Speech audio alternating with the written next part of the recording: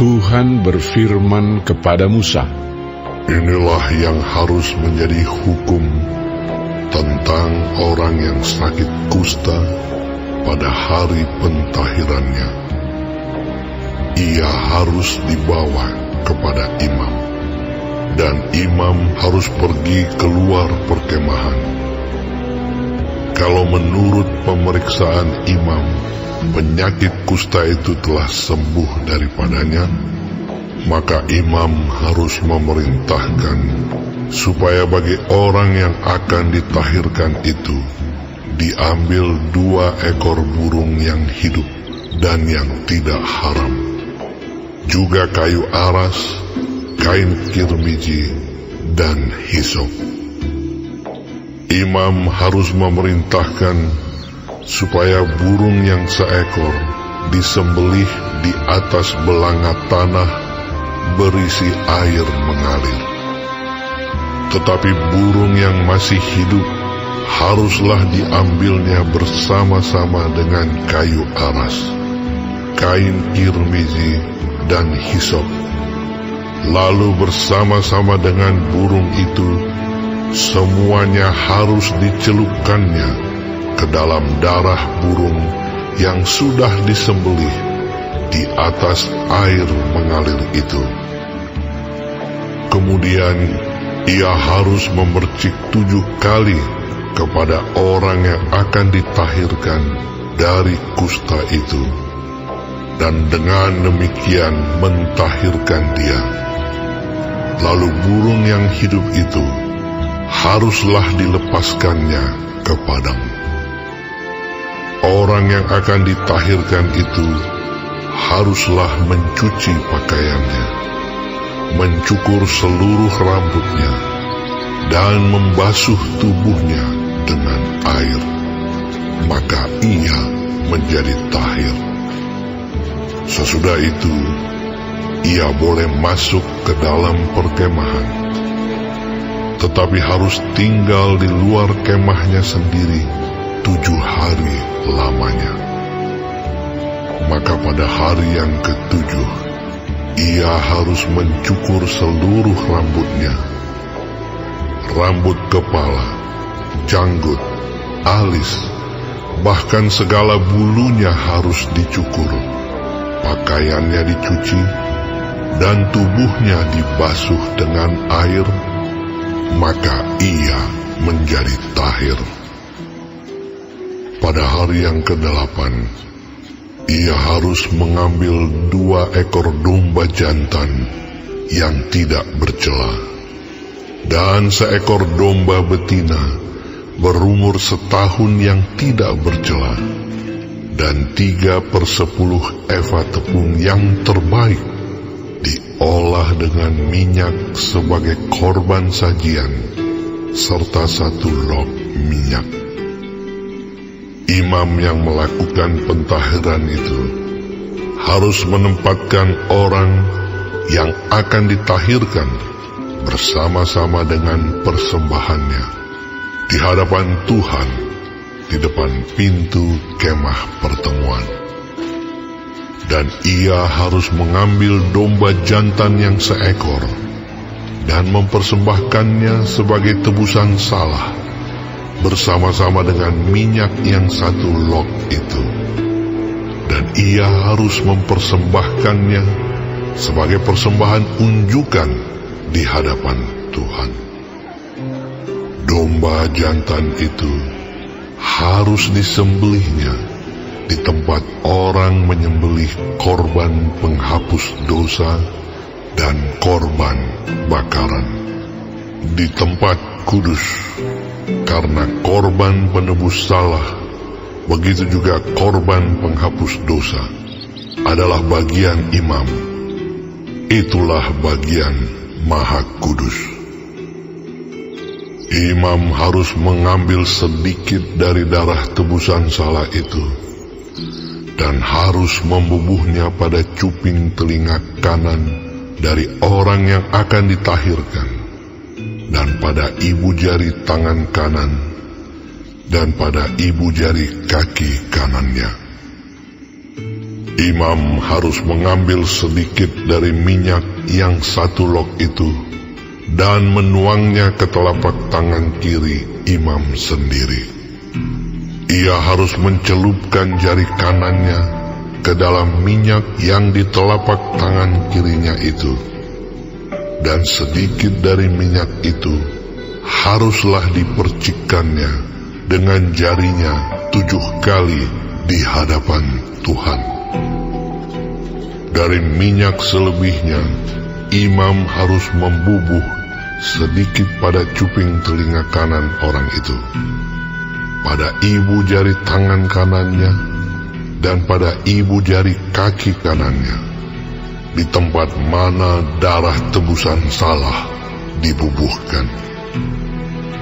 Dan apa yang tinggal dari minyak itu haruslah dibubuhnya pada kepala orang yang akan ditahirkan. Dengan demikian, imam mengadakan pendamaian bagi orang itu di hadapan Tuhan.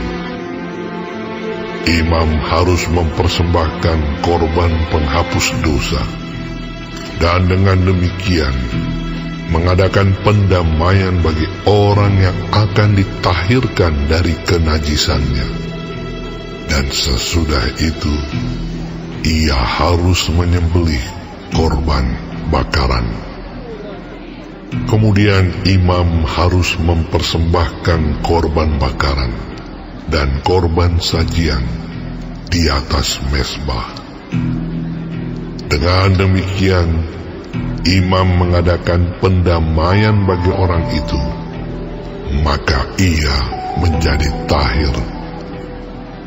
Tetapi jikalau orang itu miskin dan tidak mampu, ia harus mengambil domba jantan 1 ekor saja sebagai tebusan salah untuk persembahan unjukan, supaya diadakan pendamaian bagi orang itu. Juga 1/10 eva tepung yang terbaik diolah dengan minyak untuk korban sajian, dan 1 log minyak. Dan lagi 2 ekor burung tekukur atau 2 ekor burung merpati, sekadar kemampuannya. Yang 1 ekor harus menjadi korban penghapus dosa, dan yang 1 ekor lagi menjadi korban bakaran. Pada hari yang ke-8, ia harus membawa semuanya untuk pentahirannya kepada imam, ke depan pintu kemah pertemuan di hadapan Tuhan. Kemudian imam harus mengambil domba tebusan salah dan minyak yang 1 log itu. Lalu imam harus mempersembahkan semuanya sebagai persembahan unjukan di hadapan Tuhan. Ia harus menyembelih domba tebusan salah, dan imam harus mengambil sedikit dari darah tebusan salah itu dan membubuhnya pada cuping telinga kanan orang itu, dan pada ibu jari tangan kanan dan ibu jari kaki kanannya. Dan imam harus menuang sedikit dari minyak itu ke telapak tangan kirinya sendiri. Lalu sedikit dari minyak itu haruslah dipercikkan oleh imam dengan jari kanannya 7 kali di hadapan Tuhan. Kemudian imam harus membubuh sedikit dari minyak itu pada cuping telinga kanan dari orang yang akan ditahirkan, pada ibu jari tangan kanannya, dan pada ibu jari kaki kanannya, di tempat mana dibubuhi darah tebusan salah itu. Dan minyak selebihnya haruslah dibubuhnya pada kepala orang yang akan ditahirkan, supaya diadakan pendamaian bagi orang itu di hadapan Tuhan. Lalu ia harus mempersembahkan seekor dari kedua burung tekukur atau anak burung merpati yang dibawa orang itu sekadar kemampuannya, yang seekor sebagai korban penghapus dosa, dan yang seekor lagi sebagai korban bakaran di samping korban sajian. Dengan demikian, imam mengadakan pendamaian bagi orang yang akan ditahirkan di hadapan Tuhan. Itulah hukum tentang pentahiran seorang yang kena kusta yang tidak mampu. Tuhan berfirman kepada Musa dan Harun, apabila kamu masuk ke tanah Kanaan yang akan kuberikan kepadamu menjadi milikmu, dan aku mendatangkan tanda kusta di sebuah rumah di negeri milikmu itu, maka pemilik rumah itu harus datang memberitahukannya kepada imam. Ada kelihatan seperti tanda kusta di rumahku. Maka imam harus memerintahkan supaya rumah itu dikosongkan. Sebelum ia datang memeriksa tanda kusta itu, supaya jangan menjadi najis segala yang ada di dalam rumah itu. Dan sesudah itu, barulah imam datang untuk memeriksanya. Kalau menurut pemeriksaannya, tanda pada dinding rumah itu merupakan lekuk-lekuk yang kehijau-hijauan atau kemerah-merahan warnanya, yang kelihatan lebih dalam dari permukaan dinding itu. Imam harus keluar dari rumah itu, lalu berdiri di depan pintu rumah dan menutup rumah itu 7 hari lamanya. Pada hari yang ke-7, imam harus datang kembali. Kalau menurut pemeriksaannya, tanda kusta itu meluas pada dinding rumah, maka imam harus memerintahkan supaya orang mengungkit batu-batu yang kena tanda itu dan membuangnya keluar kota ke suatu tempat yang najis. Dan ia harus mengikis rumah itu sebelah dalam berkeliling, dan kikisan lepa itu haruslah ditumpahkan keluar kota ke suatu tempat yang najis.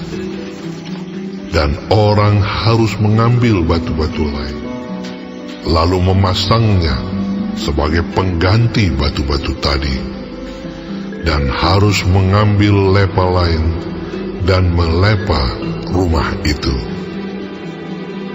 Tetapi jikalau tanda itu timbul lagi di dalam rumah itu, sesudah batu-batunya diungkit dan sesudah rumah itu dikikis, bahkan sesudah dilepa lagi, dan kalau imam datang dan menurut pemeriksaannya tanda itu meluas di dalam rumah, maka kusta ganaslah yang di dalam rumah itu, dan rumah itu najis.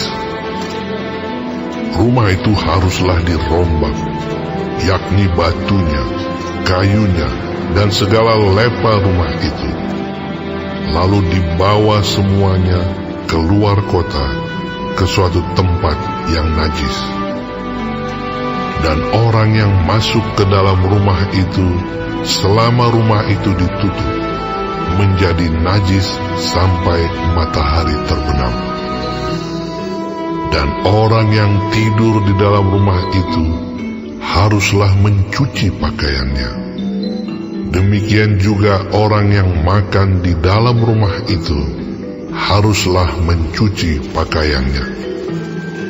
Tetapi jikalau imam datang dan menurut pemeriksaannya tanda itu tidak meluas di dalam rumah itu sesudah dilepa, maka imam harus menyatakan rumah itu tahir, karena tanda itu telah hilang. Kemudian, untuk menyucikan rumah itu, haruslah ia mengambil 2 ekor burung, kayu aras, kain kirmizi, dan hisop. Burung yang seekor haruslah disembelihnya di atas belanga tanah berisi air mengalir. Lalu ia harus mengambil kayu aras dan hisop, kain kirmizi, dan burung yang masih hidup itu, dan mencelupkan semuanya ke dalam darah burung yang sudah disembelih dan ke dalam air mengalir itu. Kemudian ia harus memercik kepada rumah itu 7 kali. Dengan demikian, ia harus menyucikan rumah itu dengan darah burung, air mengalir, burung yang hidup, kayu aras, hisop, dan kain kirmizi. Dan burung yang hidup itu harus dilepaskannya keluar kota ke padang. Dengan demikian, ia mengadakan pendamaian bagi rumah itu, maka rumah itu menjadi tahir. Itulah hukum tentang setiap penyakit kusta, kudis kepala, tentang kusta pada pakaian dan rumah, tentang bengkak, bintil-bintil, dan panau, untuk memberi petunjuk dalam hal najis atau dalam hal tahir. Itulah hukum tentang kusta.